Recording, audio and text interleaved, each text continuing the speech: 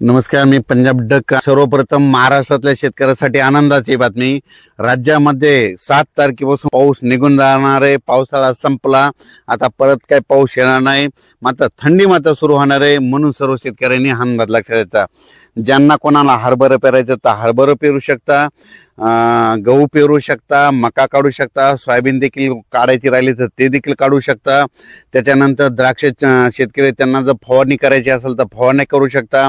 ऊन देखील चांगलं उद्यापासून चांगलं राहणार आहे, चांगलं सूर्यदर्शन राहणार आहे, म्हणून हे लक्षात घ्यायचं। डाळिंब शेतकऱ्यासाठी आनंदाची बातमी, वीट उत्पादक लोकांसाठी आनंदाची बातमी। म्हणजे सांगायचं झालं तर सगळ्यांसाठी ही आनंदाची बातमी। 7 तारखेपासून राज्यातला पाऊस निघून जाणार आहे। निफाड, नाशिक, जळगाव, धुळे, नंदुरबार, मालेगाव, नांदुरा, अकोट, खामगाव, अकोला, वर्धा, नागपूर, भंडोरा त्या परिसरामध्ये उद्यापासून चांगली थंडीला सुरुवात होईल।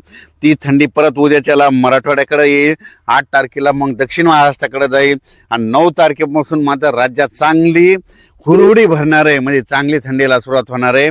पारा निच्चांकी होणार आहे, 12-13 अंशापर्यंत राज्यातला पारा येणार आहे। खूप थंडीची लाट येणार आहे, म्हणून हे देखील सर्व शेतकऱ्यांना लक्षात घ्यायचं। ज्यांना हरभरा पेरायचं तर पेरू शकता आणि गहू पेरू शकता, म्हणजे काय मकाला पेरू लावू शकता। आणि कांदा शेतकऱ्यासाठी आनंदाची बातमी, कांद्याचं रोप देखील तुम्ही टाकू शकता।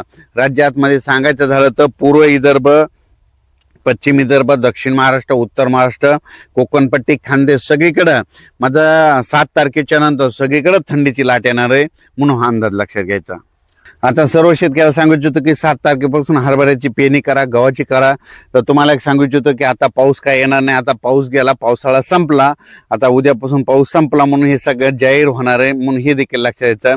म्हणजे आपल्या महाराष्ट्रातून जवळपास 7 तारखेच्या नंतर निघून जाणार। 8-9 तारखेला आंध्र प्रदेश, तेलंगणातून देखील निघून जाणार आहे। म्हणजे सांगायचं झालं तर आता उत्तरेकडून थंडी येत राहत असती। आता पावसाळा संपला आणि हिवाळ्याची चाहूल लागलेली आहे। आणि तुम्हाला सांगतो, जशी 7 तारखेच्या पुढे तारीख वाढत जाईल तशी थंडी वाढतच जाणार आहे। आणि ह्या म्हणजे नोव्हेंबर मध्ये चांगली हुडहुडी भरणार आहे, म्हणून हा सर्व शेतकऱ्यांनी अंदाज लक्षात घ्यायचा।